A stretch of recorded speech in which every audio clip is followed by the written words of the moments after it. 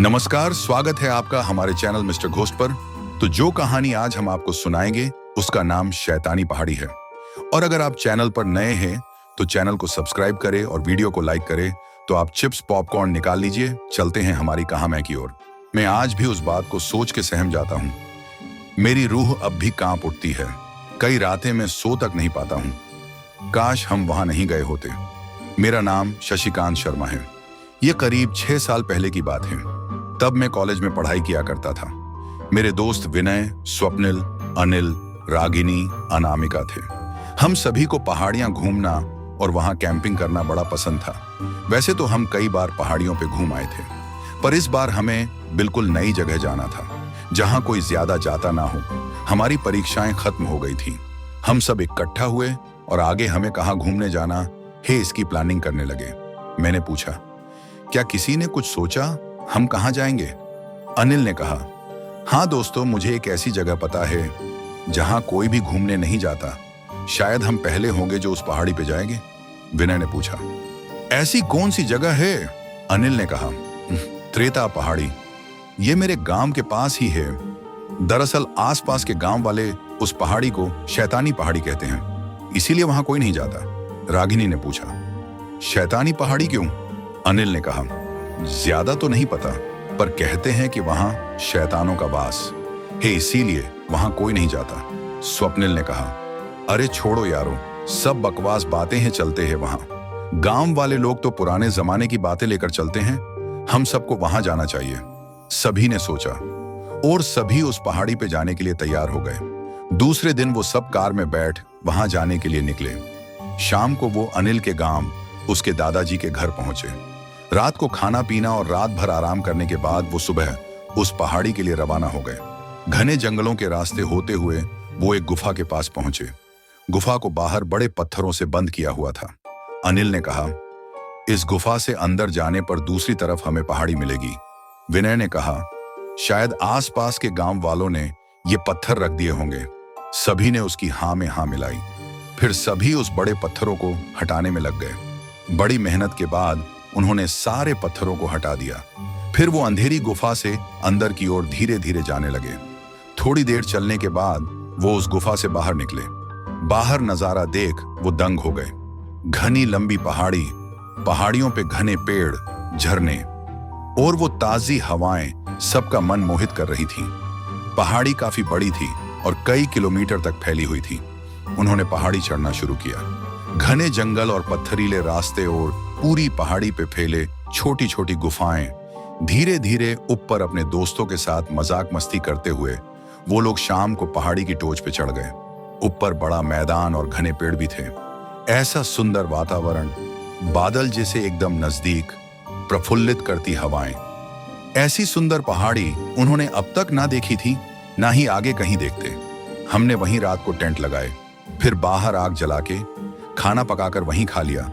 फिर थोड़ी देर वहीं गप्पे मारने बैठ गए। मैंने कहा, दोस्तों कितनी खुशनुमा जगह है, मन करता है यहीं रह जाऊं। अनामिका ने कहा, हाँ सच में बड़ी अच्छी जगह है, कितनी खामोशी और कितना सुकून है यहाँ। हम सभी कुछ देर बातें करने के बाद अपने लगाए टेंट में सोने चले गए। आधी रात को रागिनी अचानक झला के उठ खड़ी हुई। उसे कुछ भयानक सी आवाज आई, जैसे कोई करकरा रहा हो। तभी उसने देखा उसके टेंट के पीछे से अचानक से कोई परछाई भागी। रागिनी थोड़ी डर गई। फिर से वहीं परछाई उसके टेंट के चक्कर लगा रही थी। रागिनी को कुछ समझ नहीं आ रहा था ये क्या हो रहा है। फिर अचानक से बाहर वाली परछाई वहां से गायब हो गई। रागिनी अपने टेंट से बाहर निकली। बाहर घना अंधेरा और जोरों से ठंडी हवाएं चल रही थी। रागिनी ने आसपास देखा, सभी अपने टेंट में सो रहे थे। उसने अपने टेंट के आसपास चक्कर लगाया, वहां भी कोई नहीं था। उसने सोचा शायद उसका भ्रम हो या कोई जानवर। वो जैसे ही टेंट में वापस जाने लगी, वैसे ही वो थोड़ी सहम गई। सामने दूर के एक पेड़ के पीछे कोई छुपकर खड़ा होकर उसे देख रहा था। उसकी आंखें चमक रही थी। रागिनी को लगा शायद कोई जानवर है, वही मेरे टेंट के पास आया होगा। रागिनी को नई चीजें को खोजने में बड़ी दिलचस्पी थी। उसके पास हमेशा कैमरा होता था। उसने सोचा शायद ये कोई ऐसा जानवर हो जिसका पता दुनिया को ना लगा हो। उसने अपना कैमरा लिया और उस चमकती आंखों की ओर अकेली ही आगे बढ़ रही थी। तभी उसने देखा वो अजीब सा जानवर वहां से अंदर जंगल की ओर भागा। तभी रागिनी भी उसके पीछे भागी। भयानक पेड़ों के रास्ते होते हुए वो उसका पीछा कर रही थी। तभी आगे जाने पर वो रुक गई। उसने देखा वो जानवर वहीं रुक गया था। अंधेरे में साफ नहीं दिख रहा था, पर उसके शरीर पे कोई बाल नहीं थे। चमड़ी जैसे एकदम सूखी हुई काली सी थी। उसका मुंह आगे की ओर था। रागिनी और आगे बढ़ी, तभी वो जानवर उसकी तरफ घुमा। उसको देखते ही रागिनी के रोंगटे खड़े हो गए। वो एक भयानक शैतान जानवर था। उसका मुंह आधा फटा हुआ था, जिसमें से हरे रंग का द्रव्य बह रहा था। उसमें उसके भयानक नुकीले मुंह के दांत साफ नजर आ रहे थे। उसकी बड़ी आंखें भयानक लाल चमकीली उसे ही घूर रही थी। उसके पैरों और हाथों पे बड़े बड़े नुकीले नाखून थे। वो गुस्से से घुर्राते हुए रागिनी को ही देख रहा था। रागिनी की हालत अब खराब थी, डर से कांप गई थी। तभी नीचे जमीन से आए हुए कई भयानक हाथों ने उसे अंदर नीचे खींच लिए। नीचे भयानक सुरंगों से उस खींचते हुए नीचे ले आए, जहां वो शैतान रहते थे। रागिनी ने देखा वहां कई सारे उसी की तरफ दिखने वाले शैतान थे। फिर धीरे धीरे सभी गुर्राते हुए उस पर टूट पड़े। उसे चीर फाड़ के खाने लगे।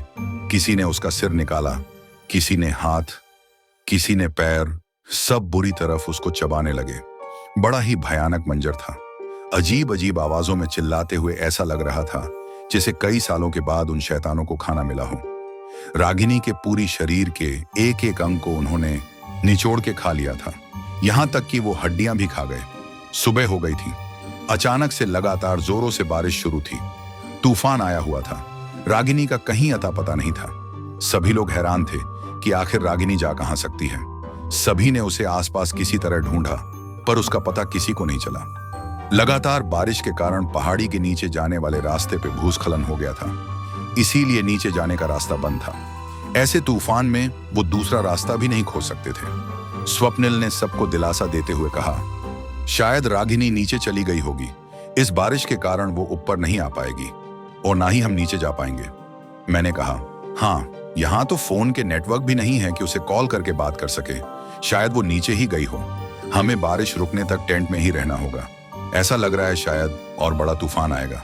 अनिल ने कहा, हाँ, जैसे ही बारिश रुकेगी हम नीचे चले जाएंगे। शायद रागिनी हमें नीचे मिले या फिर वो नीचे से ही गांव लौट गई हो। अनामिका ने कहा, हाँ, पर वो ऐसे बिना बताए कैसे जा सकती है, वो भी अकेली? विनय ने कहा, हाँ, पर जब तक ये तूफान नहीं रुकता तब तक हम कुछ नहीं कर सकते। सभी ने उसकी हाँ में हाँ मिलाई और वापस टेंट में जाकर तूफान रुकने की राह देखने लगे। तूफान थमने का नाम नहीं ले रहा था। यहाँ रागिनी का अब तक कुछ अता पता नहीं था। किसी तरह टेंट में ही खाना बनाकर उन्होंने खा लिया और फिर से अपने टेंट में जाकर सो गए। रात को बिजली की कड़कड़ाहट जोरों पर थी। लगातार बारिश हो रही थी। तभी स्वप्निल को लगा उसका पूरा अंग गीला हुआ पड़ा है। वो जैसे ही उठा वैसे ही बुरी तरह चौंक उठा। वो अपने टेंट में नहीं था, वो किसी जमीन के नीचे बने सुरंग में पड़ा हुआ था। वहां काफी अंधेरा था। तभी अजीब अजीब आवाजें आने लगी, जैसे कोई सामने बनी सुरंगों से उसके पास आ रहा हो। स्वप्निल डर से कांप उठा। उस भयानक अंधेरी सुरंग में वो कैसे आ गया, उसको कुछ पता नहीं चला।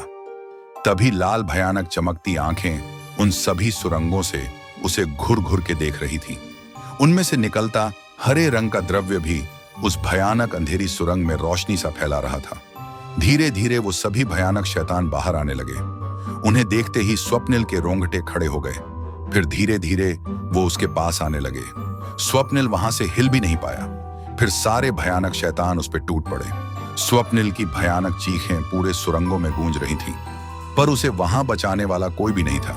फिर सभी शैतानों ने जैसा रागिनी के साथ किया था, वैसा ही स्वप्निल को भी बुरी तरह चीरफाड़ अपनी भूख मिटा दी। फिर इंतजार करने लगे कि कब अगला शिकार हो। सुबह हो गई थी। लगातार तूफान शुरू था। अब स्वप्निल का भी कुछ अता पता नहीं था। सारे लोग परेशान थे। उन्हें कुछ समझ नहीं आ रहा था। पहले रागिनी और अब स्वप्निल दोनों गायब थे। उन्होंने फिर से उस भारी तूफान में दोनों को ढूंढा, पर उनका कहीं अता पता नहीं मिल पाया। फिर सभी टेंट में इकट्ठा हुए। अनामिका ने कहा, मुझे बड़ा डर लग रहा है। रागिनी और स्वप्निल दोनों का कहीं पता नहीं चला। कहाँ चले गए दोनों? अनिल ने कहा, हाँ, पता नहीं, सब अजीब सा हो रहा है। यहाँ देखो तो तूफान भी थमने का नाम नहीं ले रहा। मैंने कहा, दोस्तों, जैसे ही तूफान थमेगा हम सभी नीचे चले जाएंगे। तब तक हम सभी एक ही टेंट में सोएंगे। विनय ने कहा। हाँ, सही कहा।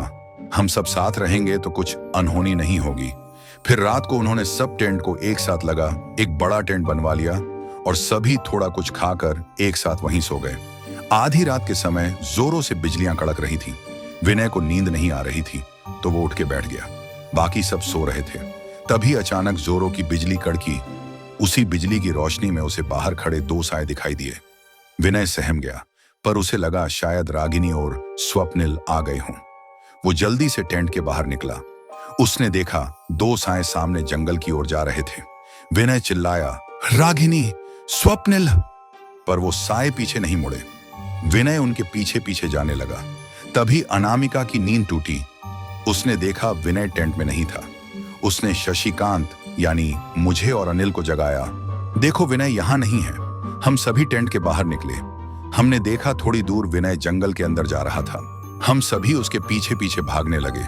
वो जंगल में काफी अंदर तक चला गया था। वो दोनों साए अभी भी विनय के आगे थे और विनय उनके पीछे जा रहा था।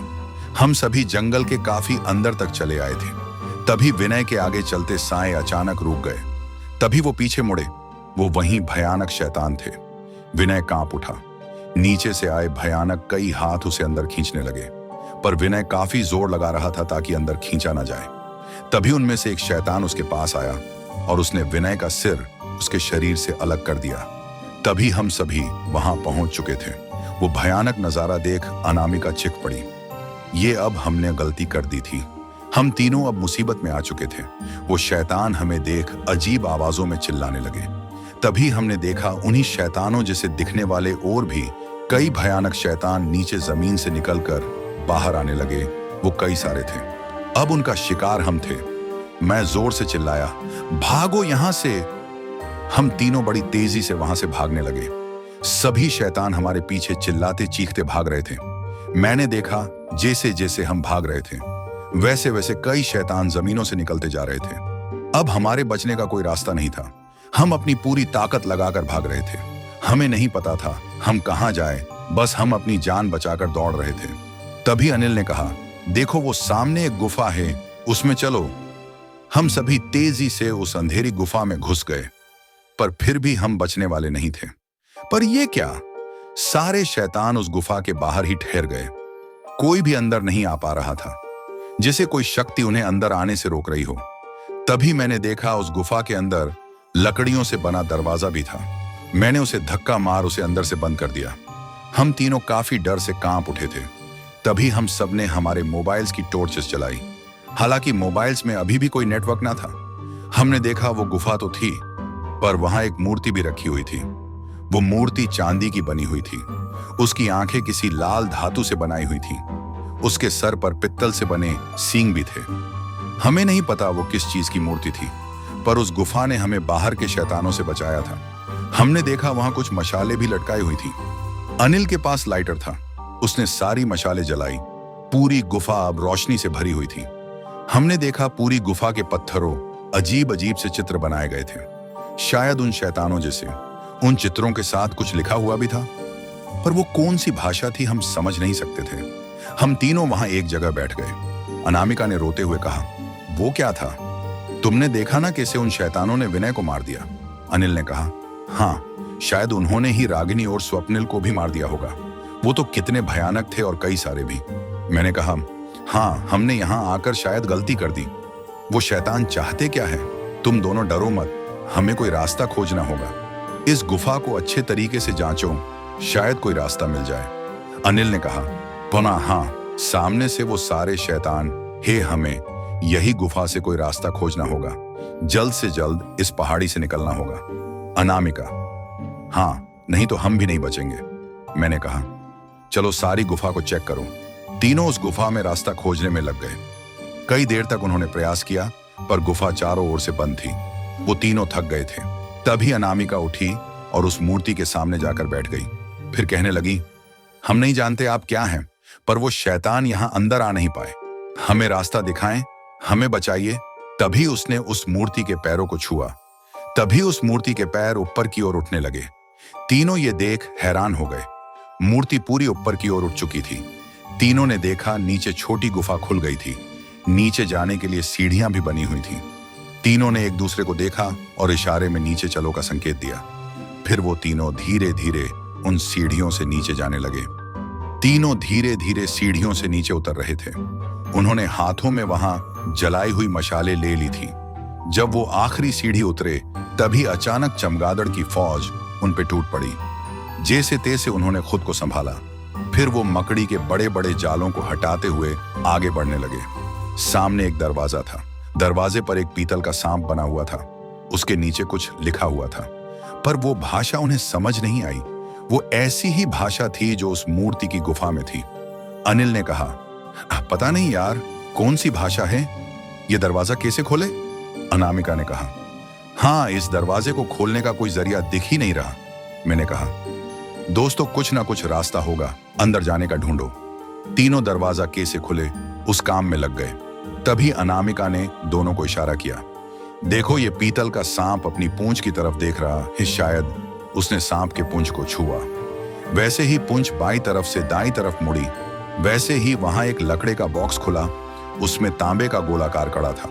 सभी असमंजस में पड़ गए, ये क्या निकला। तभी अनिल ने इशारा किया, देखो, दरवाजे के ऊपर उसी तरह का गोलाकार चिन्ह है, वहां लगा के देखो। अनामिका ने वो तांबे का कड़ा वहां लगाया। तभी दरवाजा खुलने लगा। दरवाजे के पीछे जो था उसे देख तीनों के रोंगटे खड़े हो गए। उस जगह असंख्य काले सांप घूम रहे थे। अब तीनों पीछे हट गए। वो दुविधा में थे, अब कैसे आगे जाया जाए। तभी एक भयानक आवाज वहां गूंजी, अंदर आओ। वैसे ही वो सारे काले सांप वहां से हटने लगे। उन तीनों के जाने का रास्ता बनाने लगे। हम तीनों को कुछ समझ आ रहा था क्या हो रहा है। तभी फिर से अंदर से आवाज आई, डरो मत, अंदर आओ सब। हमने एक दूसरे को देखा। फिर हम धीरे धीरे अंदर जाने लगे। सारे काले सांप पीछे हट गए थे। कोई भी सांप हमें डसने नहीं आ रहा था। हमने देखा अंदर एक और बड़ा कमरा था। हम तीनों उसमें गए, पर हम बुरी तरह सहम गए। वहां एक भयानक सा दिखने वाला शैतान, जो पूरा काला, माथे पे सिंग, शरीर पे काले सांप लिपटे हुए, बड़ी बड़ी बेड़ियों में बंद था। उसके शरीर की चमड़ी से काला खून बहे जा रहा था। उसका चेहरा बड़ा ही भयानक और बड़ी बड़ी अजीब सी आंखें थीं। हम आगे जाने से डर रहे थे। फिर उसने हमारी तरफ देखा और कहा, तुम सभी डरो मत, मैं तुम्हें कुछ नहीं करूंगा। अनिल ने डरते हुए पूछा, आप हैं कौन? उसने कहा, मेरा नाम शेषनाग है, मेरी मदद करो, मुझे जलाकर मुझे मुक्ति दिला दो। मैंने पूछा, आपको जला दे? पर क्यों? उसने कहा, कई सालों से मैं यहाँ इसी तरह तड़प रहा हूँ। आज तुम यहाँ आए, आज मुझे मुक्ति चाहिए। अनामिका ने पूछा, पर आप यहाँ कैसे आए? उसने कहा, मुझे शाप दिया गया है उस शैतान तिरविर ने। मैंने पूछा, कौन तिरविर? उसने कहा, जिन शैतानों से तुम बच के आए हो उन्हीं का सरदार है तिरविर, जो तुम्हें भी इस जगह से कभी निकलने नहीं देगा। वो बड़ा ही भयंकर है। मैं राजा येशिवंट का सेनापति था। राजा के आदेश पर मैं यहाँ कई सौ साल पहले मैं उसे मारने आया था, पर उस शैतान ने मुझे शाप दे दिया और इतने सालों से तड़पने के लिए छोड़ दिया। तुम लोगों ने ऊपर जो मूर्ति देखी वो किसी भगवान की मूर्ति नहीं, उसी शैतान की मूर्ति है। अनिल ने पूछा, अच्छा, पर वो सारे शैतान तो यहाँ आ नहीं पाए।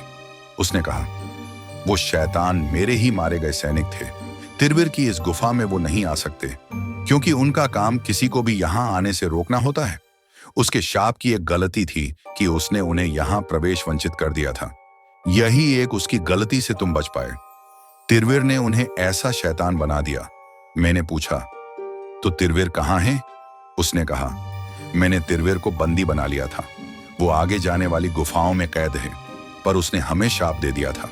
इसीलिए मैं और मेरे सैनिक जो शैतान हैं उसी के साथ यही रह गए। वो कैद तो है, पर अपनी शक्तियों से वो अभी भी अपनी शैतानियत फैला सकता है। अगर वो मुक्त हो गया तो बाकी दुनिया भी खतरे में होगी। अनामिका ने पूछा, हम यहां से कैसे निकले? उसने कहा, उसे मार के ही तुम निकाल पाओगे। ये गुफाएं काफी लंबी और कई सारी हैं। तुम्हें पहले सुवर्ण तलवारें ढूंढनी होगी, फिर वो मिल जाने के बाद तिरविर का सर उस तलवार से काट देना है। मैं उन्हें ढूंढता उसके पहले ही मुझे शाप लग गया। अगर तुमने ये काम किया तो तुम्हें अपने आप अपना रास्ता मिल जाएगा, पर सावधान, वो बड़ा भयंकर और शक्तिशाली है। साथ रहना, पहले तलवारें ढूंढो, फिर उसे ढूंढ मार दो। शायद भगवान ने तुम्हें अब तक इसीलिए बचाए रखा होगा। हम तीनों ने काफी देर सोचा, फिर हमने उसे कहा, हम उसे मारेंगे और यहां से जरूर बाहर निकलेंगे। उसने कहा, बच्चों, भगवान तुम्हारा साथ दे, अब मुझे जला दो और इस भयानक पीड़ा से मुक्ति दे दो। हमने साथ लाई हुई मशाल की आग से उन्हें जला दिया। उन्हें जलाने के बाद एक सफेद रंग की आकृति हमें नमन करती हुई वहां से गायब हो गई। तभी एक और दरवाजा खुला जो अंदर गुफाओं की ओर जाता था। हम धीरे धीरे उस गुफा से गुजर रहे थे। अजीब सी भयानक शांति और अंधेरी भयानक गुफा। हम डरे हुए तो थे, पर हमें पता था अगर हमें बचना है तो हमें वो कार्य करना ही पड़ेगा। आगे जाने पर हमने देखा, आगे जाने के लिए कई सारी गुफाएं थीं। हम वहां रुक गए। अब हम दुविधा में थे कि किस गुफा से आगे जाएं। हमने गुफाओं के बाहर चेक किया। एक गुफा के अंदर से अजीब सी बदबू आ रही थी। मैंने उन दोनों को कहा, हमें यहां से चलना चाहिए, शायद आगे कुछ तो है। उन दोनों ने हाँ कहा। फिर हम सभी उस गुफा में घुस गए। धीरे धीरे उस अजीब सी बदबू को सूंघते हुए हम आगे बढ़ रहे थे। हमने देखा आगे अजीब से काले फूल लगे हुए थे।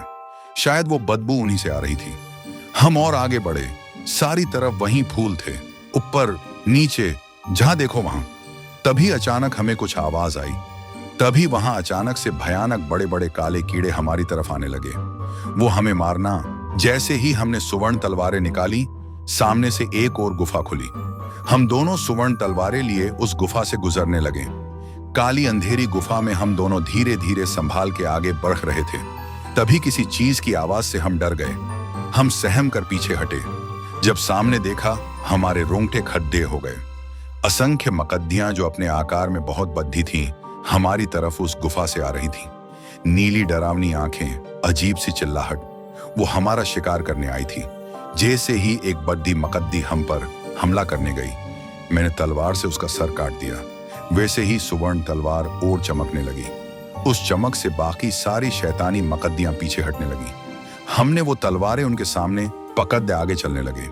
उस रोशनी से वो सारी मकद्दियां वहां से अंदर की ओर भाग खद्दी हुई। हम दोनों अब उनसे बच गए थे। अनामिका बोली, पता नहीं और कितने शैतान आएंगे। मैंने कहा, चाहे जितने भी आए, अब या तो हम मरेंगे या फिर वो। अनामिका बोली, हाँ सही, कहाँ, जब तक जान है उन शैतानों के आगे नहीं झुकेंगे। मैंने कहा, तिरविर मिल जाए, उस शैतान को मार इस पहाड़ी को शैतानों से मुक्त कर दूंगा। अनामिका ने कहा, हाँ, हमारे दोस्तों का बदला भी वैसे ही पूरा होगा। मैंने कहा, हाँ चलो आगे चलते हैं। हम दोनों फिर उस गुफा से धीरे धीरे आगे बढ़ने लगे। आगे एक बद्धा दरवाजा था जिस पे एक शैतान का चित्र बना हुआ था। हमने दरवाजा खोला। सामने हमारे स्वागत के लिए शैतानी सियार खधे थे। लंबे नुकीले दांत, लाल चमकती आंखें, गुस्से से हम दोनों की तरफ घूरते हुए। तभी सभी ने एक साथ हम पर हमला कर दिया।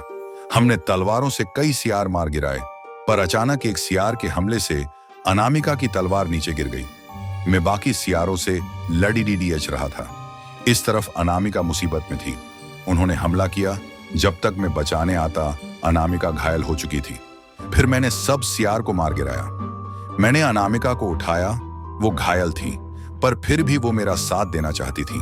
अनामिका को संभालते हुए मैं आगे जाने लगा। मैंने देखा सामने एक और बड़ी गुफा थी। वहां रोशनी भी थी। हम दोनों वहां गए। अंदर घुसते ही हम बुरी तरह कांप उठे। हर तरफ बद्धे बद्धे चमगादड़ उल्टे लटके हुए थे। आसपास मशाले जल रही थीं। सामने हमसे कई गुना लंबा, पूरा काले रंग का, भयानक बड्ढे नाखून, भयानक शैतानी आंखें घूरती हुई, बड्ढी बेदियों में जगदा। नजर हम दोनों पे गड्डी हुई। मैंने पूछा, वो कौन हो तुम? वो भयानक तरीके से हंसा, फिर गुस्से से हमारी तरफ देख बोला, मेरी दुनिया में आकर मुझी से पूछते हो मैं कौन हूं? मैंने कहा, तो तुम ही हो वो शैतान तिरविर जिसने ये भयानक पहाड़ी बनाई। उसने कहा, हाँ, ये मेरी पहाड़ी है।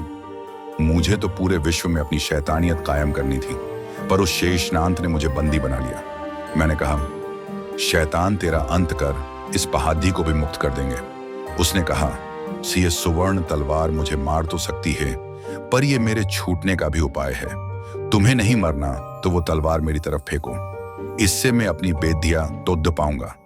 मैंने कहा, मैं मर जाऊंगा पर तुझे आजाद नहीं करूंगा। उसने कहा, मुंह तक आकर तो दिखाओ। तभी एक बड्डी दहाड़ सुनाई दी, वही काला भयानक शेर जिसने अनिल को मारा था। अब वो मेरे और अनामिका के सामने था। अनामिका घायल थी। मैंने उसे पास ही नीचे बैठा दिया। वो बोली, मुझसे इस दरिंदे को मार देना, हमारे अनिल का बदला लो। इतना बोलते ही वो शेर मुझ पे कूद पड़ा। उसने मुंह पे पंजा मारा। उसके नाखून के वार से मेरे चेहरे से खून टपक रहा था। मैंने अपनी तलवार सीधी की। वो शेर फिर गुस्से से मुझे घूर रहा था। वो फिर मेरी तरफ आया। इस बार मैंने सही तरीके से उस सुवर्ण तलवार से उसका एक पैर काट दिया। वो नीचे गिर पड़ा। फिर मैंने तलवार उसके पेट में घुसा दी। वो तड़प कर नष्ट हो गया। दूसरी तरफ एक और दहाड़ से मैं कांप उठा। वो वही शैतानी बर्फीले भालू थे। मैं कई देर तक उनसे लड़ता रहा।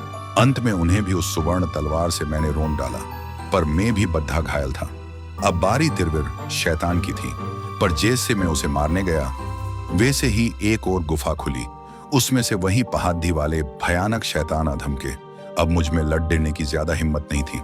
तभी अनामिका लगधाते हुए मेरे साथ खड्डी हो गई। उसने कहा, कुछ भी हो जाए आज इस शैतान को मारना है। उसने भी अपनी तलवार साथ ली, मेरे साथ उन शैतानों से लड़ डने। अब मेरा विश्वास बढ़ गया था। हम दोनों उन शैतानों से लड़ने लगे। कई शैतानों के सिर हमने काट दिए, पर उनकी संख्या बढ़ती जा रही थी। तभी अनामिका मुझसे बोली, तुम जाकर तिरवीर को मारो, ये सारे अपने आप मर जाएंगे। मैं तिरवीर की ओर गया। रास्ते में आए हर शैतान को मारते हुए मैं जैसे उसका सिर काटने गया, तभी पीछे से आए उसके भयानक हाथ ने मेरा गला पकड़ लिया। अब मैं उसके चंगुल में फंस चुका था। तभी अनामिका चिल्लाई, जय मां काली। फिर गुस्से में उन शैतानों को मारते हुए मेरे पास आ पहुंची। तिरवीर ने मुझे छोड़ उसके हाथ के भयानक नाखून अनामिका के अंदर घुसा दिए। मैंने जल्द उसका सिर अपनी सुवर्ण तलवार से काट दिया। तिरवीर बुरी तरह तड़प कर मरने लगा। सारे शैतान भी जलकर मरने लगे। पूरी गुफा के पत्थर टूटकर नीचे गिरने लगे। मैंने बुरी तरह घायल अनामिका को उठाया और वहां से भागा। मुझे आगे जाने पर नीचे जाने की सीढ़ियां नजर आई। मैं जल्द वहां से नीचे उतरा। लगातार गुफाएं टूट रही थीं। तब तक हम नीचे उतर आए। अनामिका को हाथों में लिए हुए मैंने देखा हम जहां से आए थे वो गुफा मुझे दिखाई दी। मैं जल्द उसमें से बाहर निकल आया। वो पहाड़ी और वो गुफा सब नष्ट हो गए थे। वो रास्ता भी टूटे हुए पत्थरों से बंद हो गया। हम दोनों सही सलामत थे। मैं उस घटना को याद करके अब भी सहम जाता हूँ। बार बार वही दृश्य याद आते हैं। यही थी मेरी शैतानों के साथ घटी कहानी। रात के 2 बज रहे थे। शशिकांत उन शैतानी दास्ता याद करने के बाद अपने कुर्सी से खड़ा हुआ। जाकर उसने अपना फ्रिज खोला। उसमें से कुछ मांस के टुकड़े लिए वो एक ताला लगाए कमरे के पास पहुंचा। उसने दरवाजा खोला। सामने लोहे की कुर्सी पे बड्ढी बड्ढी बेधियों में बंद अनामिका, जिसकी आंखें लाल, नुकीले दांत, लंबे नाखून, घुटनों तक बाल, एक शैतान बन चुकी थी। शशिकांत ने मांस के टुकड़े फेंके। वो किसी जानवर की तरह उसे खा गई। जब तिरवीर शैतान ने अपने नाखून उसमें घुसाए थे तब उसका थोड़ा अंश उसमें छोड़ दिया था। कुछ दिनों बाद अनामिका वैसी ही शैतान बन गई थी। उनका पता लगाना मुश्किल था। शशिकांत ने बेदियों से उसे बांध अंदर बंद कर दिया। सुवर्ण तलवारें भी उसी जगह दफन हो गई। उनका अब मिल पाना असंभव था। अब वो उसे नहीं मार सकता। शायद किसी दिन कोई और उपाय मिले तो इस दुनिया को वो आगे आने वाले इस खतरे से बचा सकें। दानिया दोस्तों, ये कहानी यहीं खत्म होती है। तो आपको कहानी कैसी लगी कमेंट में बताएं, और अगर आपके साथ कोई ऐसी घटना घटी है तो हमसे शेयर करें और चैनल को सब्सक्राइब करें और वीडियो को लाइक करें।